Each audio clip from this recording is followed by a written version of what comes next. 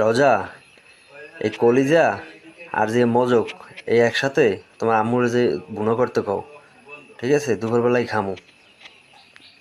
কলিজা ভুনা করার জন্য কলিজাগুলো ছোট ছোট করে কাটতে নিচ্ছি।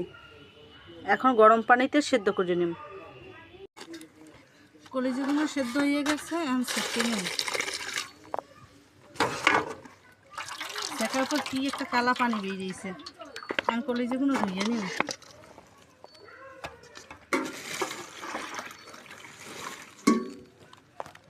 রান্না করার জন্য প্রথমে তেল, তারপর অনেকগুলো পেঁয়াজ কুচি। পেঁয়াজটা ভালোভাবে ভাজা হয়েছে, এখন দিব দারচিনি, এলাচ, রসুন বাটা।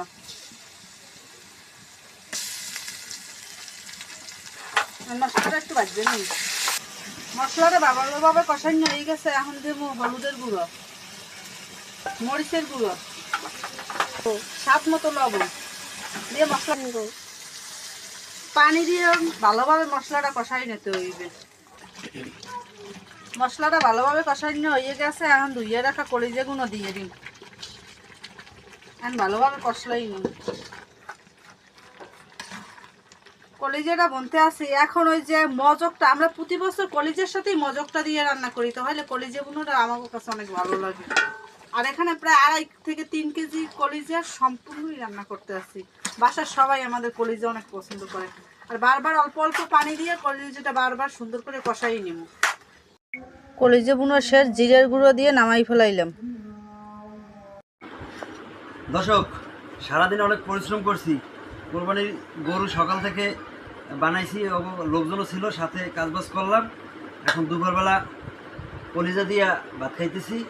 আমরা সবসময় দুপুরবেলা কলিজা দিয়ে ভাত খাই, রাত্রেবেলা গোস খাই। তো দেই কেমন হয়েছে কলিজা মুনা। রোজা খাও, বিসমিল্লাহ।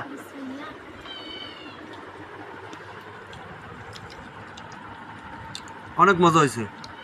আজকে রান্না করছে কেডা? আমি রান্না করছি। অনেক মজাই হয়েছে, ধন্যবাদ। আর এই কি তরকারি? ওরা ঝিঙ্গা কাঁঠালে বেশি চিংড়ি মাছ দিয়ে রান্না করছি। এটাও তো অনেক মজা হইবে, সেরাই কর। দর্শক, ভালো থাকেন, সুস্থ থাকেন, দেখা হইবে নতুন কোনো ভিডিওতে। আল্লাহ হাফেজ।